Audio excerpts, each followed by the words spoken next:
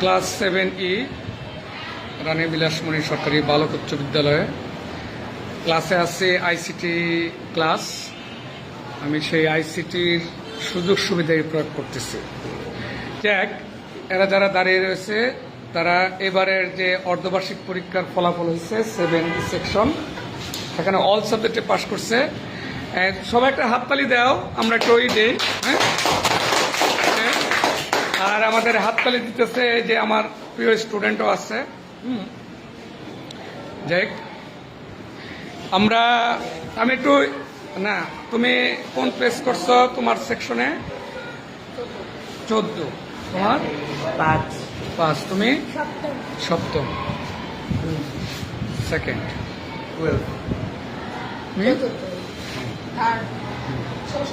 আরো হলো 2 সেকশন মিলে সেকেন্ড হয়েছে, না তাই না?